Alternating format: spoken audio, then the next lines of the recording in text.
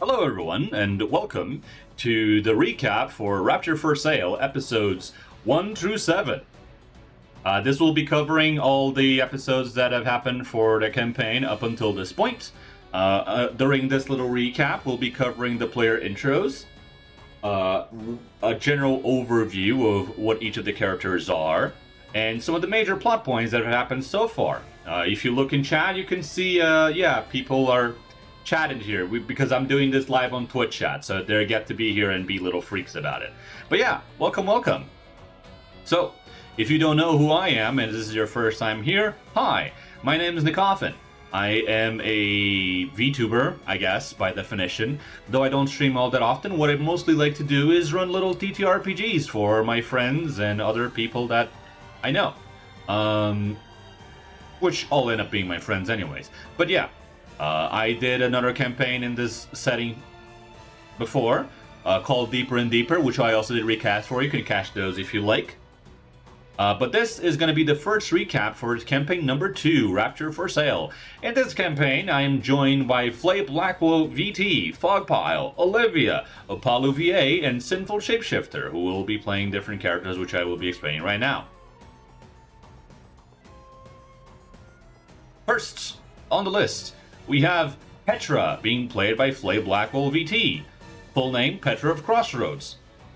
She is a monk who is also running as an archetype a reflavored version of Starlit Sentinel. You can see in semi-transparency in the back her alternate form. She's hot-headed, energetic, and very bold, always picking fights with everyone that she meets. Crossroads, in this setting, is the name of an organization led by an old lady called Hecate. Not much is known about the organization publicly, except that they're very publicly anti-corporate. Yet, here she is working with a bunch of corporate agents. Wonder why that might be. I'm sure that'll come up over time. Our second player character is Lace, played by Mr. Fogpile. Full name, Lace of Hera, or Lace of Thessaly, whatever he's feeling up to at the moment.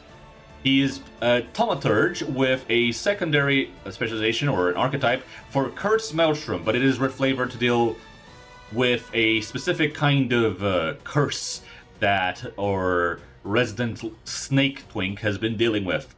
He's sassy, but very prim and tidy. This is because he's one of the Hydras of Hera, who are Hera's trauma cleanup unit. They are responsible usually for going over scenes where other Hera agents went through and clean it up to make sure that nothing there left looks suspicious or leaks any information that should not be leaked out. Up next, we have the Truth Knight, the Seer Saddle, the Executioner to Deceiver, She Who Tends to the Abandoned, the Catcher of the Knife-Wielding Hands, the Sunset for Gawain the Paladin, the Traveler for Truth, the Honest Step, among many other titles, but she's just generally referred to as Knight, played by Olivia, also known as Izzet Lightning. She is playing a Guardian and a reflavored Last Wall Sentry. She's objective, truthful, and courteous, and speaks in a very exaggerated and verbose way. She comes from the outer north, even though most of the campaign and the setting is all set in a cyberpunkish mythological version of Greece. And the knight comes from faraway lands off to the north.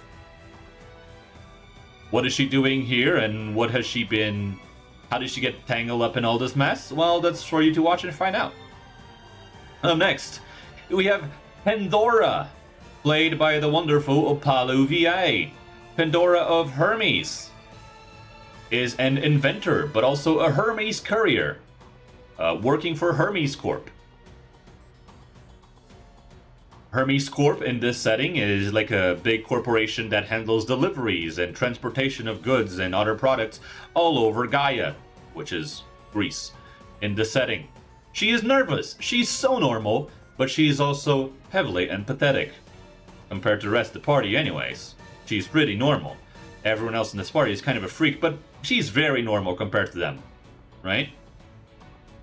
As a Hermes worker, she got tied up she got tied up into this mess when one of the deliveries that she was supposed to make was intercepted by Hera itself, as she was making a delivery for someone who is now turned out to be a criminal. She got roped into this whole thing and now has to help the party solve the investigation that's going on here, because it ties tightly into whatever is inside her trunk. Last but not least, we have Hesperia, played by my wonderful virtual daughter Sin, who's returning from Deeper and Deeper again. If you look at the picture in the back, you can probably remember who this is as well from Deeper and Deeper. Yes. Old name Maple, current name Hesperia, comes back to Fear itself, now under a new name. Hesperia is an investigator with an archetype of Hesperid, which is a homebrewed, just like Hermes Courier for Pandora, is another homebrewed archetype that allows her to use her psychokinetic powers as an investigator to beat people with bricks at a distance, but also allows them to breach into their minds and peer into what might be within. A very useful ability for an investigator, as I'm sure you might be aware. She is logical, deliberate, and very meticulous about what she has to say and what she should keep hidden. As a Hesperid, she is one of Hera's intelligence. She's from Hera's intelligence department, which means that she's very knowledgeable of many things and also very good at extracting information out of people.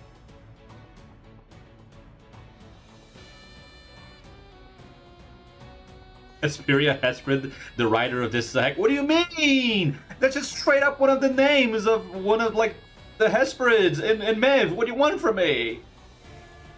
Anyways. Our adventure began when the group arrived at Sale. This is set roughly 9 months since Deeper and Deeper happened. Specifically, it's set in May of 2025. Nyx, after her crimes were revealed to the rest of Hera, is now a wanted criminal. The party gets assembled by their own volunteering, as well as a mixture of their own volunteering and Hesperia getting to pick who she's going to bring with her on the mission, as the case is assigned to her. And they have to look into this case of mysterious distortions happening in the town of Sali, situated within the Artemis sector. The party is disguised as Artemis surveyors, who are basically, as Sin put it before, citywide HOA, Homeowners Association for Artemis cities who are trying to be sold to another corporations, because that's how they make their money. They hire like ex-convicts and exiles and other people that are generally unwanted by society and say, hey, we're going to give you a little plot of land in the middle of nowhere. If you're able to set this up and make this into a functional city, we're going to sell you off to another one of the corporations. And when we do that, you get to be sold off along with the city, and all your crimes are forgiven. And isn't that wonderful? Arriving at Sale, and because of their disguise, they're supposed to go in with minimal equipment. So the only real bits of equipment they have is the clothes on their back and a car developed by Hera, who has an AI in it by the name of Orion. You can see him in here, little blue boy, who's the little AI inside the car. Also, as their base of operations, they receive a home, which was originally Nyx's summer home in Sali. And as they go in there and claim that home, they also get a free dog picture in the back. Isn't that nice? Immediately after arriving in Sali, they get in touch with the acting mayor of Sali, Sisyphus, who you might recognize if you watch Deeper and Deeper as well. Sisyphus informs them loosely about what's been going on around Sali and all the distortions that happened, who it was, and what order it happened. And after a little bit of pressuring, he also reviews that there's been some strange reports of ghosts in the wine cellar of Chateau Tyche, the city's main attraction point, because they're in their hopes of trying to be sold to Dionysus Corp. The mayor also gives them a little bit of a side quest to go and look for some communication array parts that never made it to the city and were probably lost out in the slums. The party decides to go and check those out. First, because they need the money, and doing side quests is a wonderful way to get some money. The party finds that the parts were intercepted by ex-gang members from the Black Chain Gang who are hanging out just on the outskirts of Solly. They were hoping to use those parts as bait, and then jump whoever came to retrieve those parts, steal their clothes, and then use them to infiltrate the city, because that's what everyone out in the slums want. They want into the city. They don't want to be out in the slums anymore. They want to be inside this new upcoming city so that they can be bought alongside with the city itself and get their crimes forgiven and start a new life. Sadly, not everyone will get that opportunity, as there's many people out in the outskirts of the city who are just disillusioned because they did not get picked and will not be allowed to enter the city anytime soon.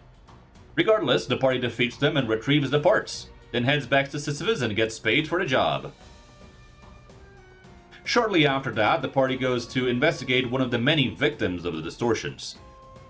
One of them is Milena, ex-muse of Aphrodite Corp, when she worked as them as one of the muses under the idle name of Euterpe. They find the house was being mostly ransacked and destroyed, but they do find some hints there. First, they find to be several signs of a third party going in there and messing things up, destroying evidence maybe, or maybe trying to point them in wrong directions. They do find, however, a bottle of wine in there with a strange label that points them back once again to Chateau Tyke. Figuring that that's two leads going towards Chateau Tyke, they decide it's time to go there already. And so they go. Arriving at Chateau Tyke, they are greeted by Lucas Crassus, older brother of Fortuna Crassus, who funded and built the chateau originally, but has supposedly by this point left back to Naxos, his home city, far away from Solly. The chateau is currently being managed by ex-Grand Duelist Tressa Feta, who strongly denies the existence of a wine cellar at all, and says that this is just some kind of misunderstanding and they must be confused. Turns out, they're not. As the party continues to investigate and does a little bit of social combat against Tressa, they find out that there is indeed a wine cellar that Tressa has been trying to keep secret from everyone else, because all the wine in there is supposed to be saved up for whenever the Dionysus Corp representatives come over to actually buy the place. However, they do find that there is some truth to those mysteries. While not exactly ghosts, what is in the cellar is actually the manifestations of one of these pseudo-phobos that have been appearing around the city. Specifically, they found pseudo-claustrophobos hidden behind a recently built wall in the wine cellar. As they defeat pseudo-claustrophobos and then find some more information about it, they do find that to actually have been Fortuna Crassus himself, who was cask of Amontillado by Tressa. You know, Fortuna, Fortunato, Tressa, Montresor. You may have seen that one coming. Or maybe you didn't. The party didn't, which was surprising, because even people in chat mentioned the cask of Amontillado thing possibly coming up. But hey, shrugs. What do I know? With all of that revealed, they are pretty sure that they know that Tressa is the bad guy, so they go to confront her. The party confronts Tressa and acquires the name of the group that she was working with, the Brotherhood of Oblivion. The Brotherhood of Oblivion. There we go. We got that one out. Tressa is slain in the fight, and after that, and with her death, Lucas is the new owner of Chateau Tyke, as per his brother's recently found last will and testament, and the party has some new leads to pursue in Chapter 2. First, though, there's going to be some downtime. And nothing bad ever happens during downtime, right? Alright? Right? But yeah, that's it for the recap. I kind of glanced through everything as quickly as I could, just to get the main points out, but I hope that this has been informative enough for you to get a general idea of what has been going on in the campaign so far. If you want more details, you're better off watching every single episodes. I know they're long, but that's why they're long. There's a lot of stuff to be learning here. I only covered the general like overview of everything going on. Okay? But yeah. Hope to see you for the next episode of Rapture For Sale, which will be coming soon. And then Chapter 2 begins. Things will be happening. Things are happening. Panic. Alright, yeah, that's it. Bye!